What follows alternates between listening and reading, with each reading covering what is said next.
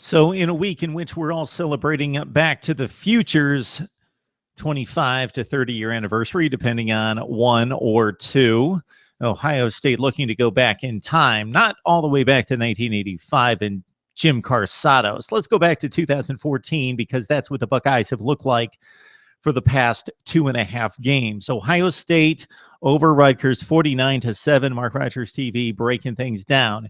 JT Barrett, the right quarterback, is finally in place for Ohio State. We have outlined it since August. Cardell Jones is the guy that you want to move the pile on 4th and inches. He is the guy that is difficult to sack. He has a cannon arm, but Devin Smith is no longer on this football team. He's on the New York Jets roster. JT Barrett is the right guy for this football team.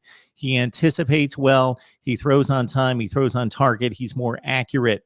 He has a better grasp of the offense. And yes, he brings the dimension of the running game to this Ohio State team.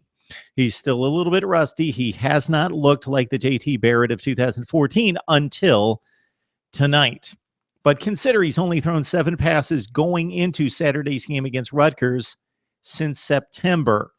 He's had to shake the rust. So even though Cardell Jones has been the starting quarterback, Urban Meyer has seen the value of JT Barrett going back to the Maryland game. Barrett got into the game in red zone situations, scored 3 touchdowns with his legs. Then last week against Penn State, Jones was partially benched.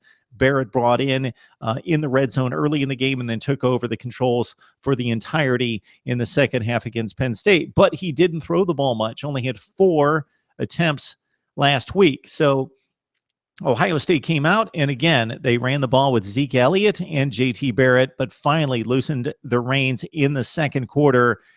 And JT Barrett looked the part. He had the swag back in the passing game. 14 of 18 for 223 through 3 touchdown passes, those going to Michael Thomas in particular. Beautiful over-the-shoulder catch by Curtis Samuel for a 30-yard touchdown. So many weapons on this team. Jalen Marshall.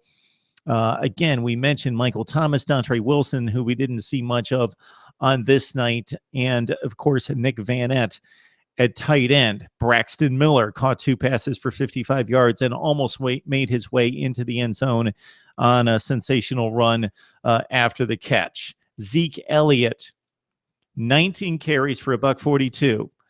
The sledding has been rough for him. Defenses have keyed on him, and with the lack of the passing game working for the first 5 or 6 weeks, he has not seen the yards per carry or the long runs, excluding the Indiana game late, as he did in 2014, especially down the stretch. Now the Buckeyes get a bye before they take on Minnesota, and it would be good for Ohio State to rest Zeke as much as possible. He came into this game with 31 more attempts than he had through 7 games in 2014. Ohio State humming on offense. They have outscored their opponents. Maryland, second half, Penn State, and now Rutgers. They went on a 115-17 march during those 2.5 games or so. The defense looked good. Rutgers ran the ball the first couple drives, missed a field goal, moved it a little bit on the second drive, and then after that, the Buckeyes shut them down to the tune of 293 yards. Total offense for the Scarlet Knights. Buckeyes gained 528. Again, Ohio State's got the bye. Then they take on Minnesota.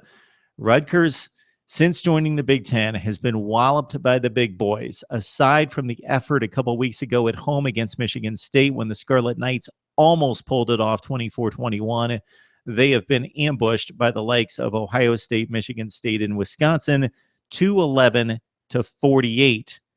And Rutgers takes on Wisconsin in Madison next week. That's my take on the Buckeyes. And Rutgers. Need to hear from you now on Mark Rogers TV.